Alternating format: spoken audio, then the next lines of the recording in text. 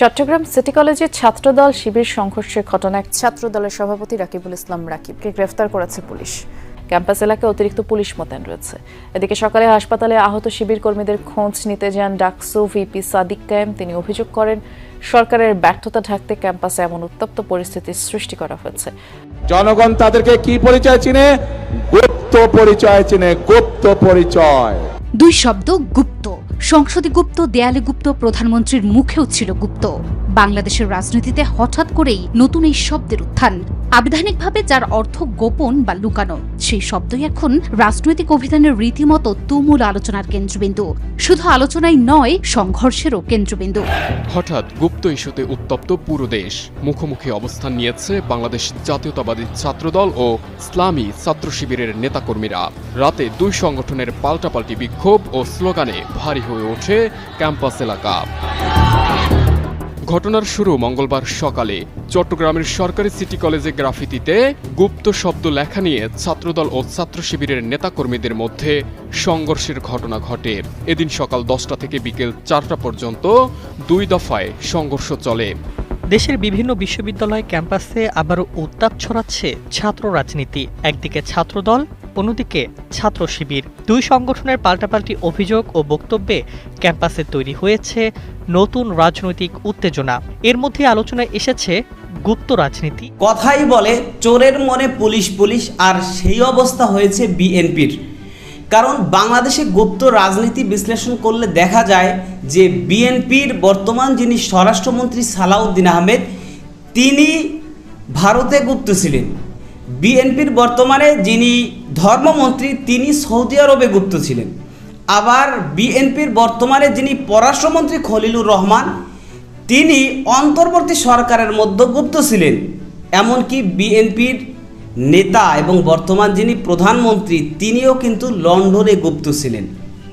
অথচ সকলে মিলে বাংলাদেশে এসে জামাত ইসলামিক সহ ছাত্র শিবিরদেরকে গুপ্ত বলে আঘাত করা শুরু করলো। তারই ধারাবাহিকতায় বাংলাদেশের বিভিন্ন বিশ্ববিদ্যালয়ে ছাত্র শিবিরদেরকে এবং জামাত ইসলামীকে এই ছাত্র দলের ছাত্ররা তারা এখন গুপ্ত বলে অ্যাটাক করা শুরু করেছে। এবং যেই ইস্যু নিয়ে কিন্তু এবার ছাত্র শিবিরকে গুপ্ত বলে সরাসরি ছাত্র শিবিরের উপরে এই ছাত্র দলের নেতারা তারা হামলা করেছে বা অ্যাটাক করেছে, যেই ঘটনায় ছাত্র শিবিরের অসংখ্য নেতাকর্মীরা আহত হয়েছে এবং পাশাপাশি অসংখ্য সাংবাদিকরা আহত হয়েছে। এবং যেই ঘটনায় এবার এই বিএনপির ছাত্র দলের নেতা রাকিবুল ইসলাম রাকিব সে হাতে নাতে ধরা পড়েছে। দর্শক, এ বিষয়ের কিছু অংশ ভিডিওর শুরুতে শিরোনাম আপনারা দেখেছেন, বিস্তারিত দেখবেন পুরো ভিডিও জুড়ে।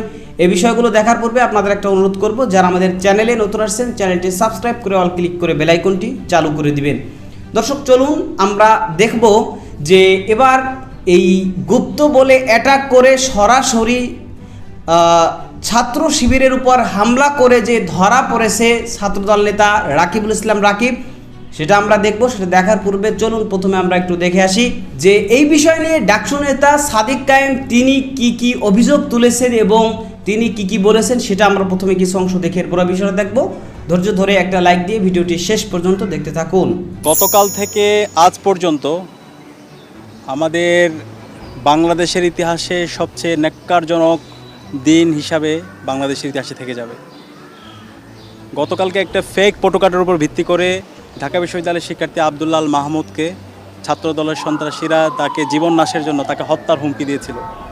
পরবর্তীতে তার জীবনের নিরাপত্তার জন্য থানায় গিয়েছিল। থানায় গিয়ে জিডি করার জন্য গিয়েছিল, একটা সাধারণ ডায়েরি করবে।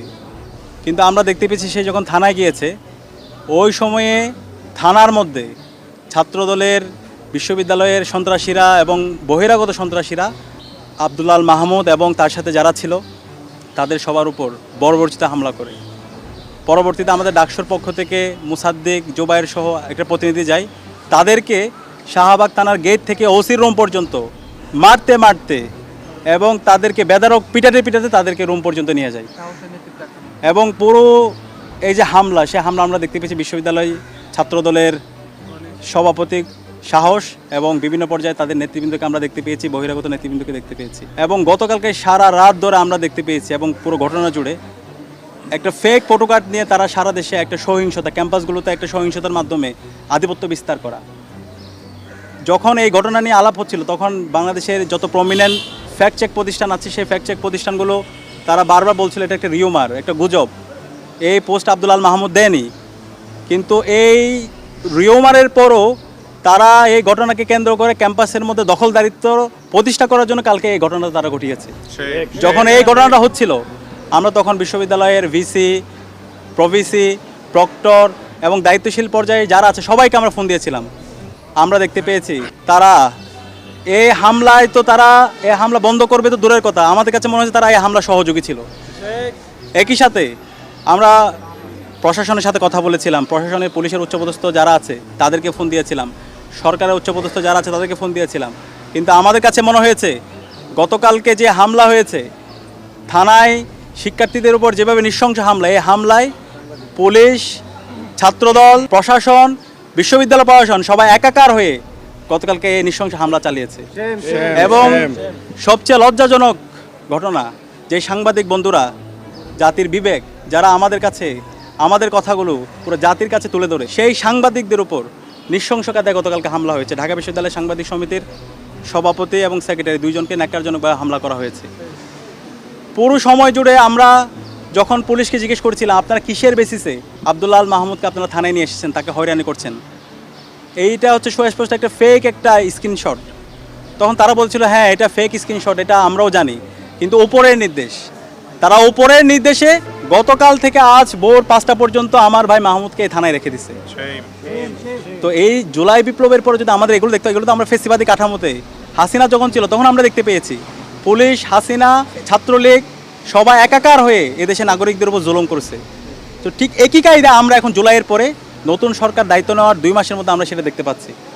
তো একজন বিশ্ববিদ্যালয়ের শিক্ষার্থী তার যদি জীবনের নিরাপত্তা না থাকে, জীবনের নিরাপত্তার জন্য শাহবাগের মতো একটা জায়গায়, শাহবাগ থানায় গিয়ে যখন সে জীবনের নিরাপত্তা চায় তখন ছাত্রদলের সন্ত্রাসীদেরকে নিয়ে এসে এই থানায় দফায় দফায় হামলা করা হয়, তাহলে এই বাংলাদেশের নাগরিকরা কীভাবে নিরাপদ হতে পারে, সাধারণ একজন মানুষ কীভাবে নিরাপদ হতে পারে?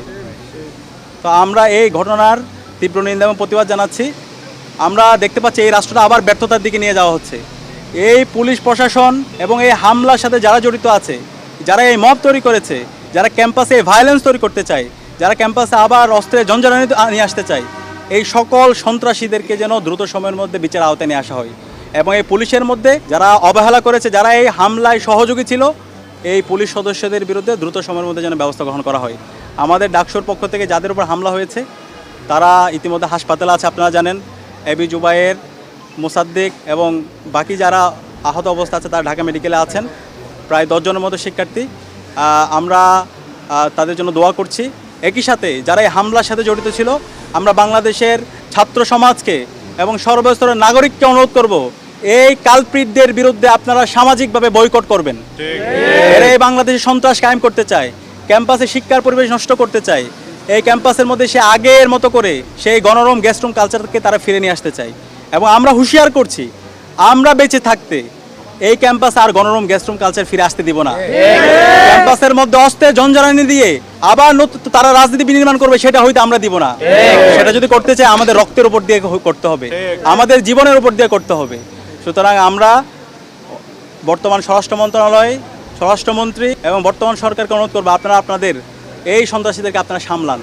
এবং এই যে সারা দেশে রামদা চাপাতি নিয়ে যেভাবে শিক্ষার্থীদের উপর নৃশংস কায়দায় হামলা করছেন এবং জীবনের নিরাপত্তার জন্য শিক্ষার্থীরা যখন থানায় যাচ্ছে সেই থানায় মব তৈরি করে শিক্ষার্থীদেরকে হামলা করছেন এবং পুলিশ প্রশাসনের মাধ্যমে থানায় দীর্ঘ সময় জুড়ে হয়রানি করছেন, যারা এটার সাথে জড়িত তাদেরকে আপনারা বিচারের আওতায় নিয়ে আসবেন। আমরা আশা করব এই দেশের মধ্যে এই বিচারের আওতায় নিয়ে আসার মাধ্যমে আমরা এখানে আইনের শাসন প্রতিষ্ঠা করতে চাই। জনগণ তাদেরকে কি পরিচয় চিনে? গুপ্ত পরিচয় চিনে, গুপ্ত পরিচয়। 2 শব্দ গুপ্ত। সংসদে গুপ্ত, দেয়ালে গুপ্ত, প্রধানমন্ত্রীর মুখেও ছিল গুপ্ত। বাংলাদেশের রাজনীতিতে হঠাৎ করেই নতুন এই শব্দের উত্থান, আবিধানিকভাবে যার অর্থ গোপন বা লুকানো। সেই শব্দই এখন রাজনৈতিক অভিধানের রীতিমতো তুমুল আলোচনার কেন্দ্রবিন্দু। শুধু আলোচনাই নয়, সংঘর্ষেরও কেন্দ্রবিন্দু। কেন হঠাৎ এই 2 শব্দেই তৈরি হয়েছে বিতর্ক? কে কাকে গুপ্ত বলছে এবং কি ঘটছে? ঘটনার সূত্রপাত চট্টগ্রাম সরকারের সিটি কলেজ থেকে। কলেজের দেয়ালে লেখা ছিল ছাত্র রাজনীতি ও ছাত্রলীগ মুক্ত ক্যাম্পাস। কিন্তু ছাত্রদল ছাত্র শব্দটি মুছে তার উপরে লিখে দেয় গুপ্ত। ব্যাস, এই একটি শব্দই যেন বারুদে অগ্নিসংযোগের কাজ করে। এই গ্রাফিতিকে কেন্দ্র করেই দেশ জুড়ে নতুন করে মুখোমুখি অবস্থানে দাঁড়িয়েছে ছাত্রদল ও ছাত্র শিবির। মঙ্গলবার চট্টগ্রামে শুরু হওয়া সেই সংঘর্ষের রেশ এখন ছড়িয়ে পড়েছে রাজধানী ঢাকা সহ দেশের বিভিন্ন প্রান্তে। ছাত্রদল সরাসরি জামায়াত শিবিরকে গুপ্ত বলে স্লোগান দিয়েছে। গুপ্ত রাজনীতির বিরুদ্ধে ছাত্রদল দেয়াল লিখন কর্মসূচিও শুরু করেছে। পাল্টা আক্রমণ করে ডাকসু ভিপি সাদেক কায়েম বলেছেন, এখন তারা আদর্শিকভাবে তারা আমাদেরকে মোকাবেলা করতে না পেরে তারা এই ধরনের বিভিন্ন ধরনের ট্যাগিং ফ্রেমিং করছে, এবং যে শব্দ দ্বারা এখানে ফ্রেমিং করা হচ্ছে আলটিমেটলি এটা দ্বারা কিন্তু সূত্রপাত হয় নাই। ওইখানে জুলাইয়ে কিছু গ্রাফিতি করা হয়েছিল এবং আধিপত্যবাদী আগ্রাসনের বিরুদ্ধে আমরা কিছু পোস্টার করেছিলাম, এবং পরবর্তীতে তাদের একজন এসে এখানে গুপ্ত লিখেছিল, এবং এটাকে আমরা কিন্তু অ্যাপ্রিসিয়েট করেছি। না, তোমার মতামতের স্বাধীনতা আমরা নিশ্চিত করতে চাই। এখন আমাদের কাছে মনে হচ্ছে তাদের প্রকাশ্য রাজনীতি বলতে তারা বোঝায় ওই চাপাতি দিয়ে কাউকে কোপানো। এদিকে রাস্তার লড়াই এখন ঠাঁই করে নিয়েছে রাষ্ট্রের সর্বোচ্চ আইনসভাতেও। সংসদ অধিবেশনে এ নিয়ে ক্ষোভ ছাড়লেন সংসদ সদস্য ওয়াদুদ ভুইয়া। তার স্পষ্ট প্রশ্ন, চট্টগ্রামের সিটি কলেজে ছাত্রদলের উপর হামলা করলো কারা? শিবির। কি অপরাধ ছিল ছাত্রদলের? তারা শুধু লিখেছে গুপ্ত। তিনি এই ঘটনাকে গণতন্ত্রের উপর আঘাত হিসেবে অভিহিত করে অভিযোগ করেন, সংসদে বিরোধী মতকে কথা বলতে দেয়া হচ্ছে না। সিটি কলেজে ছাত্রদলের উপর হামলা করছে কারা? শিবির। কি অপরাধ ছিল? ছাত্রদল লিখেছে গুপ্ত, সেই জন্যই তারা একটা গুপ্ত শব্দকে উল্লেখ করে তারা ছাত্রদলের উপর হামলা করে বাংলাদেশের গণতন্ত্রের উপর আঘাত করেছে। কিন্তু এই গুপ্ত শব্দটির উৎস কোথায়? বাংলাদেশের রাজনীতির ইতিহাস বলছে আন্ডারগ্রাউন্ড বা গোপন তৎপরতা নতুন কিছু নয়। 1974 সালে জাসদ গণবাহিনী কিংবা সর্বহারা পার্টির ওপর নিষেধাজ্ঞার পর থেকে গোপন রাজনীতির এক ধারা তৈরি হয়েছিল। তবে সাম্প্রতিক সময়ে গুপ্ত শব্দটি নতুন মাত্রা পেয়েছে, বিশেষ করে ছাত্র শিবিরকে ঘিরে। বাংলাদেশে গণঅভ্যুত্থানের পরে এদেশের মানুষ ধারণা করেছিল যে বাংলাদেশের সকল রাজনৈতিক দলের মোটামুটি শিক্ষা হয়েছে এবং বাংলাদেশের সকল রাজনৈতিক প্রেক্ষাপটের পাশাপাশি বাংলাদেশের যে ছাত্র রাজনীতি হয়তোবা সেখানেও কিছুটা পরিবর্তন আসতে পারে। কিন্তু বর্তমানে তার সম্পূর্ণ উল্টো দেখা যাচ্ছে। বাংলাদেশের যেই ছাত্র নেতারা এক কাতারে এসে বাংলাদেশের ফ্যাসিস্টের বিরুদ্ধে আন্দোলন করেছে, সংগ্রাম করেছে, আবার সেই ছাত্র নেতারাই এখন নিজেরা নিজেদের মধ্যে বিভিন্নভাবে সংঘর্ষ জড়িয়েছে। বিশেষ করে ছাত্রদলের পক্ষ থেকে বাংলাদেশের ছাত্র শিবিরদেরকে গুপ্ত বলে তারা অ্যাটাক করছে এবং পাশাপাশি তারা এই বিষয় নিয়ে ছাত্র শিবিরের সাথে সংঘর্ষ জড়িয়েছে। বাংলাদেশে যে গণঅভ্যুত্থান হয়েছে, এই গণঅভ্যুত্থানে আমরা দেখেছি যে ছাত্র শিবিরের বিভিন্ন নেতাকর্মীরা তারা গোপনে একেবারে সামনের সারিতে নেতৃত্ব দিয়েছে এবং এই বিষয়টা কিন্তু বাংলাদেশের ছাত্র সমাজ তারা অকপটে স্বীকার করেছে এবং তাদের এই বাংলাদেশ স্বাধীন করার, নতুন করে বাংলাদেশ স্বাধীন করার পিছনে তাদের ব্যাপক ভূমিকা ছিল, এটাও স্বীকার করেছে।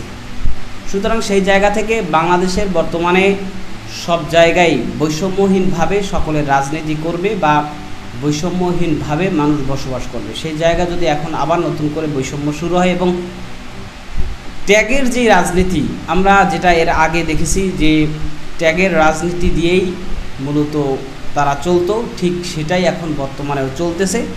বর্তমানেও সেই ট্যাগের রাজনীতির মাধ্যমে আবারও কিন্তু গোটা বাংলাদেশে উত্তপ্ত হয়ে উঠতেছে এবং উত্তাপ ছড়িয়ে পড়ছে এবং যে বিষয় নিয়ে বিশ্ববিদ্যালয়গুলোতে ব্যাপকভাবে সংঘর্ষ ঘটনা ঘটছে এবং ইতিমধ্যেই ছাত্র শিবিরের অনেক নেতাকর্মীকে মারাত্মকভাবে আহত করা হয়েছে এবং আমরা দেখেছি যে এর আগে বাংলাদেশের ছাত্র শিবিরকে বলা হতো রককাটা পার্টি, অথচ আজকে সেই ছাত্র শিবিরের পায়ের রক কেটে দিল ছাত্রদল।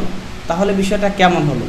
সেই ছাত্র শিবিরের যে জায়গাটা, সেই জায়গাটায় কি এখন ছাত্রদল তারা ভূমিকা রাখছে, তারা সে জায়গায় স্থানান্তরিত হয়েছে? বিষয়টা কেমন? তো সর্বশেষ বলবো যে বাংলাদেশে বৈষম্যহীনভাবে বাংলাদেশের ছাত্র সমাজ যেন পড়ালেখা করার পাশাপাশি বৈষম্যহীনভাবে বসবাস করতে পারে এবং রাজনীতি করতে পারে, এটাই আমার প্রত্যাশা। এই বিষয়ে আপনারা মতামত কি সেটা কমেন্ট সেকশনে জানাতে পারেন। ভালো থাকবেন, সুস্থ থাকবেন, দেখা হবে নতুন কোনো ভিডিওতে, কথা হবে নতুন কোনো বিষয়। আজকে পর্যন্তই। আসসালামু আলাইকুম ওয়া রাহমাতুল্লাহ।